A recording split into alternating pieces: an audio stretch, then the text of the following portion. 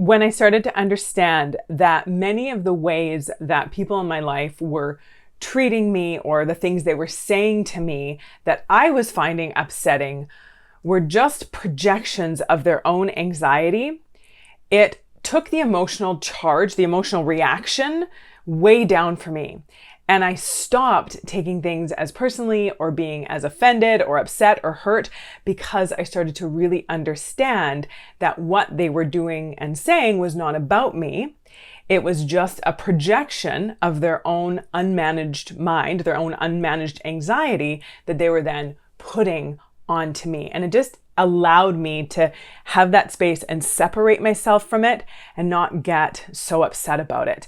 And so I want to share several of these ways that people might be projecting their anxiety onto you so that you can understand it and see that it's not about you, it's about what they have going on and they're projecting it onto you, and hope that it helps you as much as it helped me, and also the people that I've been teaching this to, how much it's helped them just create that separation, be far less reactive, and get far less pulled into and worked up about whatever it is somebody else has going on that they're projecting onto you. If you're new here, welcome to our incredible little corner on the internet. Take a second and introduce yourself in the comment section below. If you're back, it's always good to have you. Thanks for coming back. If you haven't already, you can subscribe to the channel. The button's about right down there. And either way, my name is Kristina, and I am a registered clinical therapist, a researcher, a coach, and the creator of the Shift Society, my membership community where we are taking this work deeper. People are having significant shifts and life transformations. They're being supported the whole way through, learning a step-by-step mind and emotional management process. Get all the information about the Shift Society. It's about right down there. You need to come into this space. It is, you just have to experience it to get it. Those of you who are my shifters, you know exactly what I'm talking about.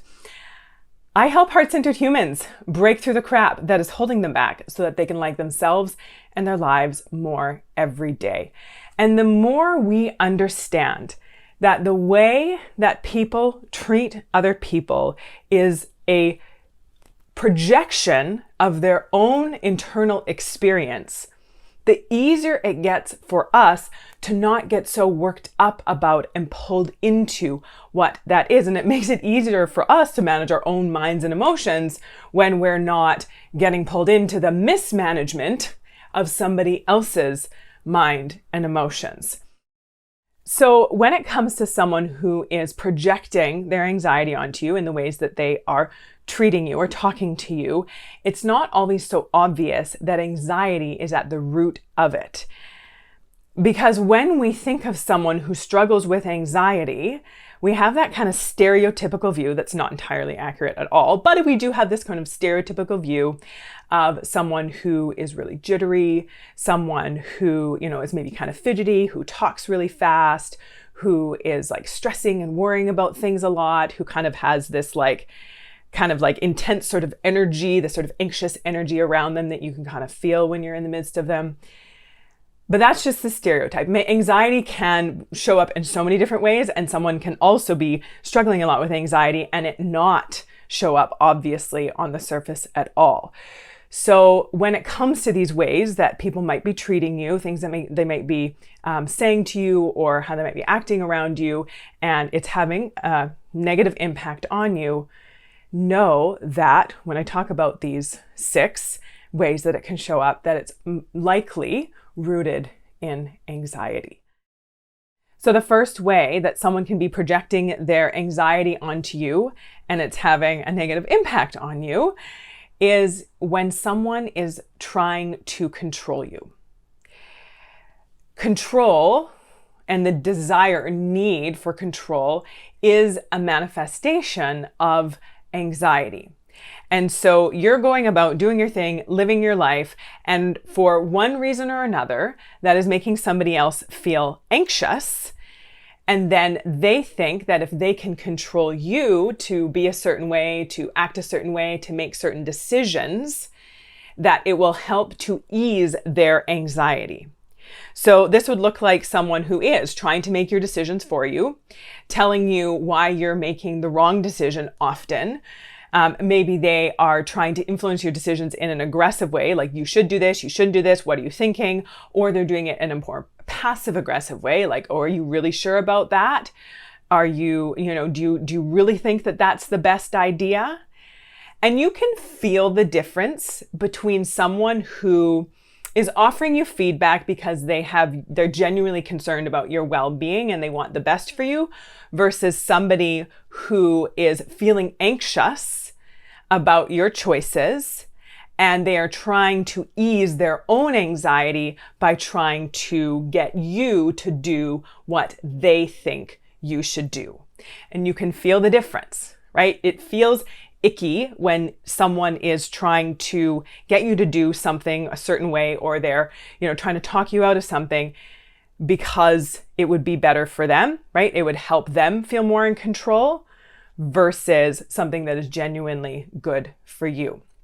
So if you have someone in your life where like, oh my gosh, this person is always trying to control me, know that that is a projection. They are feeling out of control. And so their desire to control you is really their desire to feel more in control within themselves. And they think that controlling you is going to be the solution. We know that that's not true. Well, that's a whole other level of understanding that we're not going to necessarily go into today. But just know that if you have someone in your life, you're like, oh my gosh, this person's so controlling, understand that it's not about you. It's about their own anxiety and their thought that controlling you will help them feel less anxious. The next way that someone might be projecting their anxiety onto you is if you have someone in your life who is overly critical of you.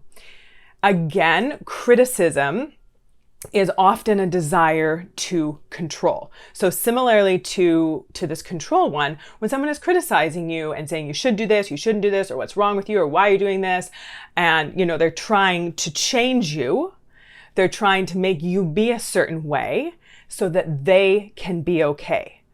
Or maybe criticizing you and kind of telling you what you're doing wrong is helping them feel more right because they are struggling with doubting kind of their own intelligence, their own insight, their own expertise.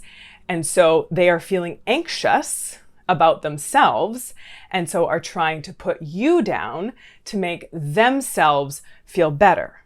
Do you see how that works?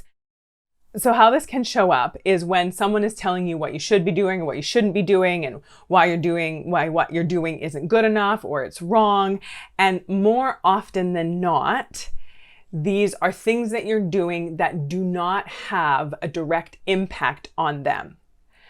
So let's say you walk up to someone, just sort of randomly walk up to someone, like smack them across the back of the head, and they're like, don't do that. That sucks. I hate that.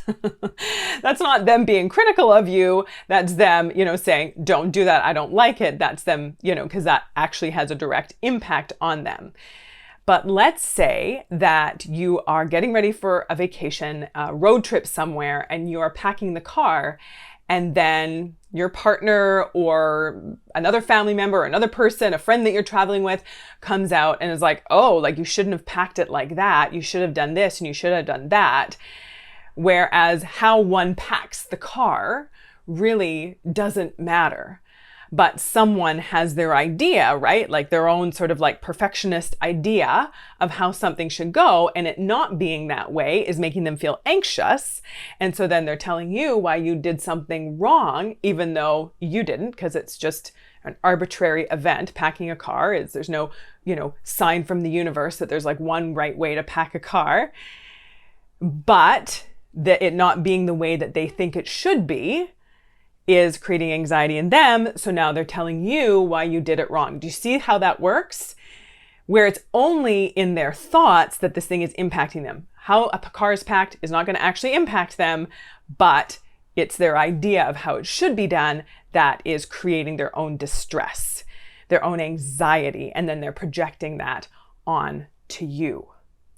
So just know that if someone is overly critical about even small things like packing a car, or bigger things like the goals and dreams you have for your life, and they kind of, poo-poo all over them,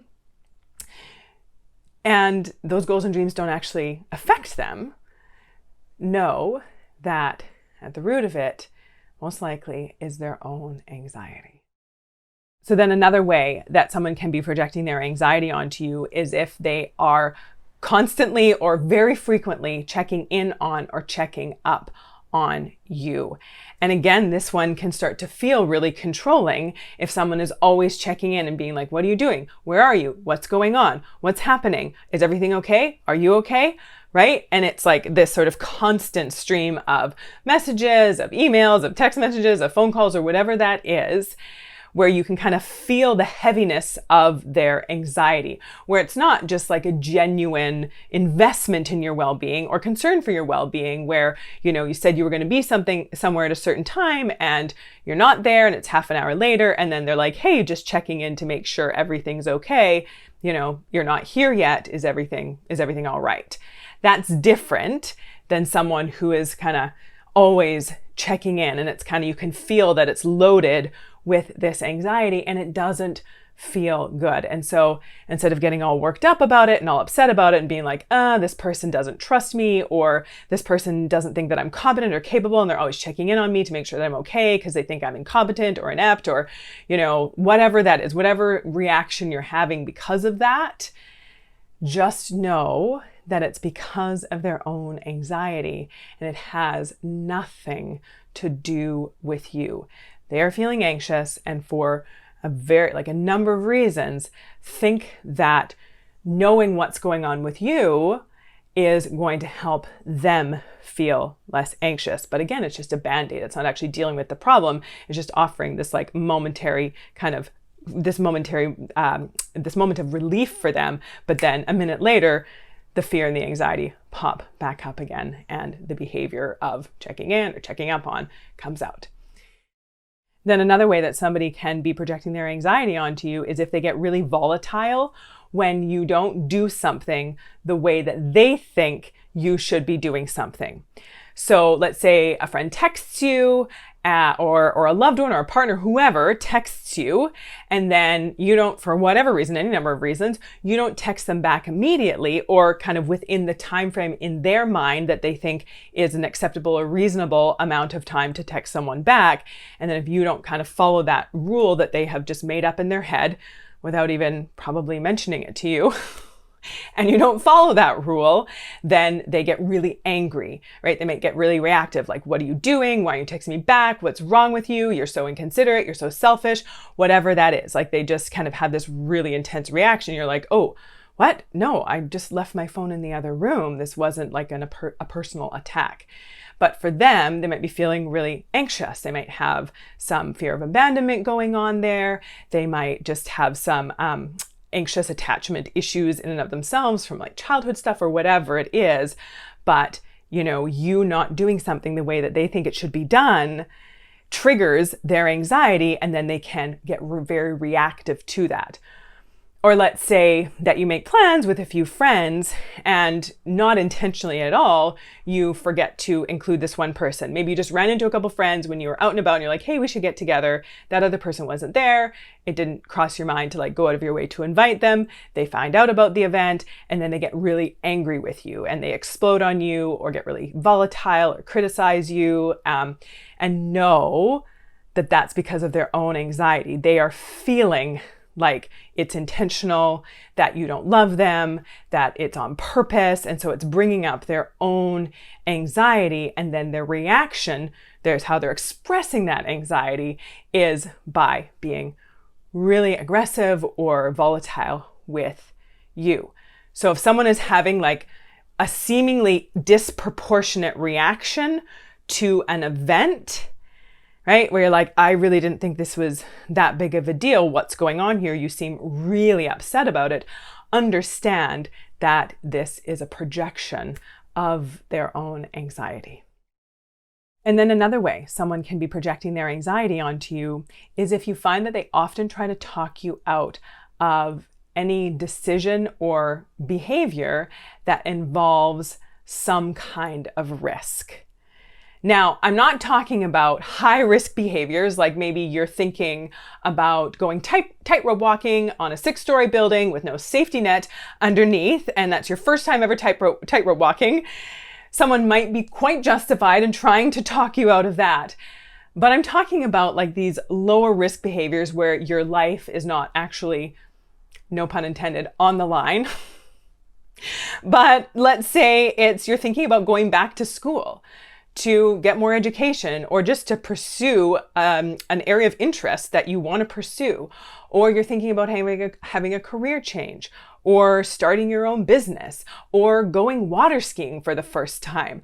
And someone is always talking about what could go wrong, why this isn't a good decision, why you probably shouldn't do that, right? And it almost feels like that person in your life that's the naysayer, that's always talking about all the pitfalls, all the bad things, all the you know, the outcomes that wouldn't be great about it, why you shouldn't do it.